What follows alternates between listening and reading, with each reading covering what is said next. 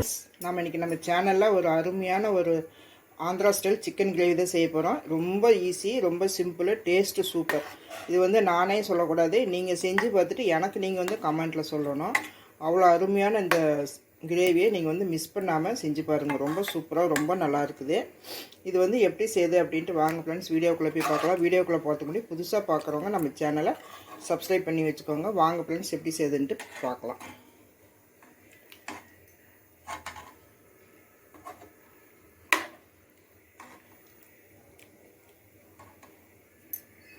Chicken kurma செய்யறதுக்கு நான் ஒரு 3/4 கிலோ சிக்கன் எடுத்து வச்சுருக்கிறேன். இதில் உப்பு, மஞ்சத்தூள், மிளகாத்தூள் இதை மட்டும் போட்டு நல்லா நான் பரட்டி வச்சுருக்கிறேன். இந்த சிக்கனை இதை இப்படி போட்டு ஊற வைக்கும்போது நல்லா உப்பு காரமும் இதில் நல்லா பிடிச்சிரும். இங்கே கொஞ்சம் சுடுதண்ணியில் ஒரு டேபிள் ஸ்பூன் கசகசா, ஒரு 10 முந்திரி, ஒரு 10 பாதாம் இதை நான் ஊற வச்சுக்கிறேன். இது கொஞ்சம் நல்லா ஊறிச்சுன்னா கசகசாலாம் நல்லா ஊறிடும். இதை நம்ம நல்லா அரைச்சி எடுத்துக்கணும், பேஸ்ட்டாக அரைச்சி எடுத்துக்கணும். அது கொஞ்சம் நேரம் ஊறட்டும், இந்த சூடு போகிற வரைக்கும் ஊறட்டும். நம்ம அதுக்குள்ளே இதெல்லாம் நம்ம தாளித்து வச்சிடலாம். இப்போ இது எப்படி செய்யுது அப்படின்ட்டு வாங்க ஃப்ரெண்ட்ஸ், வீடியோக்குள்ளே போய் பார்க்கலாம். இப்போ அடுப்பத்தை வச்சு நான் ஒரு கடாயை வச்சுருக்கிறேன். இப்போ ஒரு 2 டேபிள் ஸ்பூன் எண்ணெய் ஊற்றிக்கலாம். நீங்கள் கடலெண்ணெய், நல்லெண்ணெய், எந்த எண்ணெய் வேணாலும் ஊற்றிக்கோங்க. ஒரு 2 ஸ்பூன் ஊற்றிக்கோங்க. சுடுது. 2 டேபிள் ஸ்பூன் எண்ணெய். இதில் ஒரு 2 ஸ்பூன் நெய். நெய் உங்கள் விருப்பம்தான். நீங்கள் நெய் வேண்டான்னா நீங்கள் விட்டுறலாம், எண்ணெய் மட்டுமே ஊற்றிக்கலாம். இப்போ இந்த எண்ணெய் காயத்துக்குள்ளார தாளிக்கிறதுக்கு ஒரு 2 பிரியாணி இலை, ஒரு 2 பட்டை, ஒரு 5-6 கிராம்பு, ஒரு 4 ஏலக்காய், கொஞ்சமாக ஜாதிப்பத்திரி, கொஞ்சமாக கல்பாசி, ஒரு அன்னாசி பூவில் 2 எதல் எடுத்து வச்சுக்கிறேன். இது தாளிக்கிறதுக்கு. இப்போ வெங்காயம் ஒரு 4 பெரிய வெங்காயம் நான் கட் பண்ணி வச்சுருக்கிறேன். இந்த மாதிரி 4 பெரிய வெங்காயம் பொடியாவோ நீளமாவோ எப்படியோ கட் பண்ணிக்கோங்க. ஒரு 3 தக்காளி நான் இது கட் பண்ணி வச்சுக்கிறேன். இது நம்ம அரைச்சி தான் போட போகிறோம். இது கூட ஒரு பச்சை மிளகாய் கடைசியாக போடுறதுக்கு. இப்போ நம்ம தாளிச்சிடலாம். தாளிக்க வச்சுருக்கிறதுல தூக்கி இதில் போட்டுடலாம். அடுத்தது நம்ம இந்த வெங்காயம் போட்டுக்கலாம். வெங்காயம் நல்லா ப்ரௌனாக வதங்கணும்.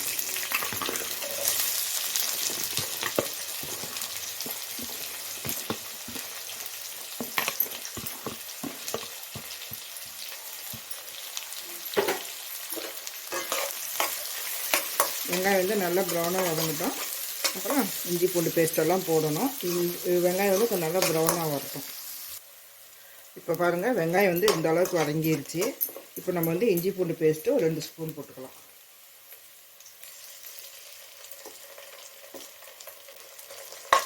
போட்டு நல்லா பச்சை வாசனை போகிற வரைக்கும் நல்லா வதக்கி விட்ருங்க. இப்போ இஞ்சி பூண்டெல்லாம் பச்சை வாசனையெல்லாம் போயிடுச்சு. இப்போ நம்ம அந்த ஊற வச்சுக்கிற அந்த சிக்கன் போட்டுக்கலாம்.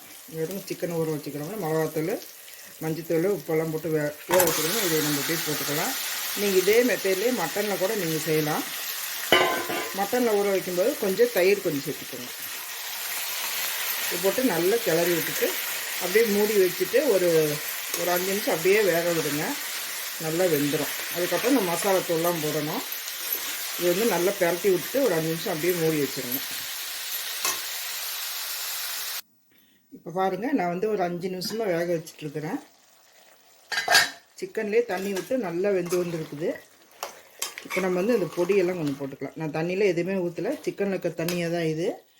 எப்போவுமே உங்களுக்கே தெரியும் சிக்கன்லேருந்து தண்ணி வரும்ன்ட்டு. இது நல்லா ஒரு 5 நிமிஷம் இப்படி நல்லா பரட்டி விட்ருங்க இந்த மசாலாலேயே. இப்போ நம்ம பொடியெல்லாம் போட்டுக்கணும். என்ன பொடி எடுத்து வச்சுருக்கிறேன்னாக்கா, ஒரு ஸ்பூன் சீரகத்தூள், 1/4 ஸ்பூன் மஞ்சத்தூள், 2 டேபிள் ஸ்பூன் மல்லித்தூள், ஒரு 2 டேபிள் ஸ்பூன் சிக்கன் மசாலா, கலருக்காக ஒரு 2 ஸ்பூன் காஷ்மீரி மிளகாய், இவ்வளோ தான் வேணும். இது எல்லாத்தையும் இதில் போட்டுக்கலாம். இப்போ இந்த சிக்கனுக்கு கொஞ்சமாக உப்பு போட்டுக்கலாம். ஏற்கனவே உப்பு போட்டிருக்கிறோம். இப்போ கொஞ்சமாக போட்டுக்கலாம். மறுபடி பார்த்துட்டு கூட மறுபடி பத்தலைன்னா போட்டுக்கலாம். இதெல்லாம் நல்லா பரட்டி விட்டுட்டு ஒரு 2 நிமிஷம் இப்படியே வைங்க. அதுக்கப்புறம் நம்ம அடுத்தது என்ன போடுறதுன்ட்டு பார்க்கலாம். 2 நிமிஷம் இப்படியே நல்லா பரட்டி மூடி வச்சுருங்க. இப்போ பாருங்கள், 2 நிமிஷமாக நான் நல்லா வதக்கிட்டு இருக்கிறேன். இப்படி எண்ணெயெல்லாம் நல்லா பிரிஞ்சு வரணும். இந்த அளவுக்கு நல்லா வதக்கி விட்டுக்கோங்க. தெரியுதுங்களா? எண்ணெயெல்லாம் பிரிஞ்சு வெளியே வந்துருக்கிறது. இந்த பக்கம் இந்த அளவுக்கு நல்லா வதக்கி நம்ம செய்யும்போது டேஸ்ட் வந்து ரொம்ப சூப்பராக இருக்கும். இதுக்கு ரொம்பலாம் டைம் இல்லை. ஒரு 2 நிமிஷம் 3 நிமிஷம் ஒரு 5 நிமிஷம் நம்ம இந்த மாதிரி தான் இது செய்கிறோம். நம்ம இதுக்கு எந்த மசாலாவும் இல்லை. அந்த முந்திரி பேஸ்ட்டும் தக்காளியும் தான் நம்ம அரைச்சி ஊற்றணும். இப்போ வந்து ஒரு 200 மில்லி தயிர் ஊற்றிக்கலாம்.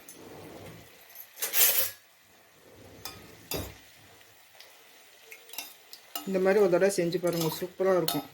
நல்லா காரசாரமாக. இது வந்து சப்பாத்தி, பூரி, நான், ரொட்டி, அப்புறம் அந்த கீ ரைஸு, வெஜிடபிள் புலாவு, இதுக்கெல்லாமே நம்ம தொட்டுக்கிறதுக்கு ரொம்ப சூப்பராக ரொம்ப நல்லாயிருக்கும். 200 மில்லி தயிர் ஊற்றிட்டு நல்லா கலந்து சிம்மில் வச்சுட்டு நல்லா ஒரு 5 நிமிஷம் அப்படியே மூடி வச்சுருங்க.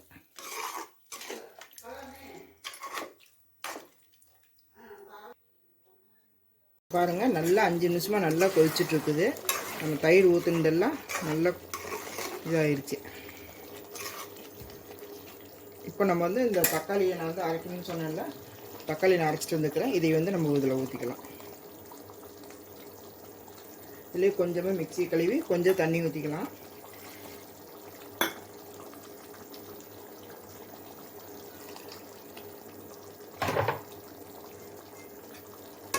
இதை வந்து நல்லா ஒரு 2 நிமிஷம் நல்லா கொதிக்கட்டும்.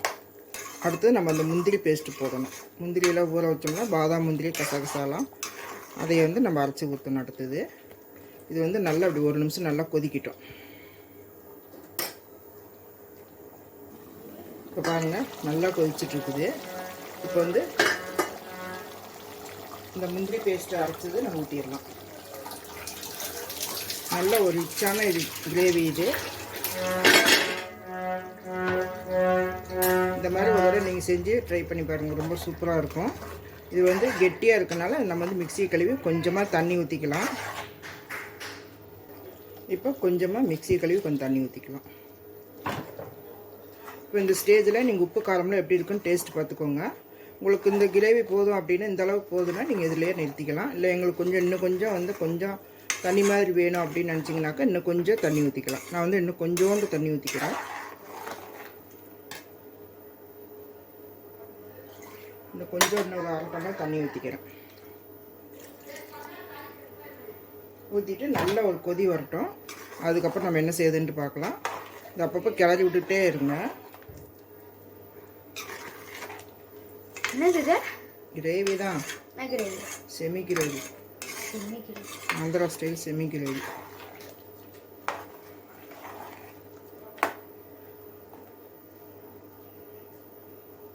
இப்போ பாருங்கள், நம்ம ஊற்றின எண்ணெய் எல்லாம் மேலே வந்துச்சு. இப்போ இதில் வந்து நம்ம வந்து 1 ஸ்பூன் கரம் மசாலா போட்டுக்கலாம். சின்ன ஸ்பூனில் 1 ஸ்பூன் கரம் மசாலா. இவ்வளோதான் போடுறேன். 1 ஸ்பூனு கூட கிடையாது, ஒரு 1/2 ஸ்பூன் கொஞ்சோண்டு போட்டுக்கிறேன். இப்போ அடுத்தது கொஞ்சமாக கஸ்தூரி மேத்தி. இந்த கஸ்தூரி மேத்தி போடும்போது நல்லா இருக்குது, ஒரு வாசனை வந்து நல்லா ஃப்ளேவர் நல்லா இருக்குது.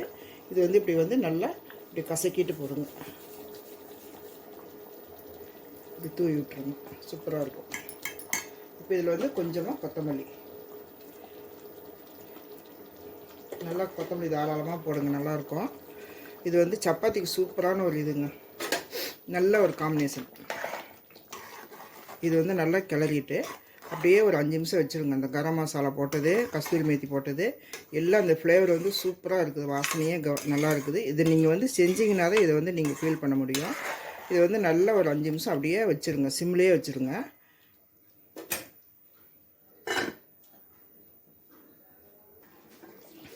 பாருங்கள், நல்லா கொதிச்சுட்டு எண்ணெயெல்லாம் மேலே வந்துடுச்சு. இப்போ வந்து இந்த ஒரு பச்சை மிளகாய் எடுத்து வச்சுருக்கோம்ல, அந்த பச்சை மிளகாய் போட்டுடலாம். இது சும்மா ஒரு வாசனைக்கு தான், இது போட்டால் நல்லாயிருக்கும். இன்னும் கொஞ்சம் கொத்தமல்லி தூவிடலாம். அவ்வளோதான் ஃப்ரெண்ட்ஸ், அருமையான ஒரு Andhra style chicken gravy kurma எப்படி வேணால் சொல்லிக்கலாம், ரெடி ஆயிடுச்சு. இது வந்து எல்லாத்துக்குமே நல்லாயிருக்கும். நீங்களே இதேமாரி செஞ்சு பாருங்கள், எப்படி வந்திருக்குன்ட்டு கமெண்ட்டில் சொல்லுங்கள். உங்களுக்கு இந்த வீடியோ பிடிச்சிருந்தால் லைக் பண்ணுங்கள், ஷேர் பண்ணுங்கள், கமெண்ட் பண்ணுங்கள். சப்ஸ்கிரைப் பண்ணிவிட்டு அப்படியே பக்கத்தில் இருக்கிற ஆல்ன்ற ஆப்ஷனை ஆன் பண்ண மறந்துடாதீங்க. ஆன் பண்ணிங்கன்னா மட்டும்தான் நான் போடுற எல்லா வீடியோவும் உங்களுக்கு நோட்டிஃபிகேஷனுக்கு வரும். அதுக்கு முன்னாடி நம்ம செய்கிற சமையல் நல்லா இருக்கணும் அப்படின்னு நினச்சிங்கன்னா கொஞ்சம் அன்போடு சமைங்க. நீங்கள் சுமாராக செஞ்சீங்கன்னா கூட அது சூப்பராக ரொம்ப நல்லா வரும். மீண்டும் அடுத்த ஒரு நல்ல வீடியோவில் சந்திப்போம். நன்றி, வணக்கம்.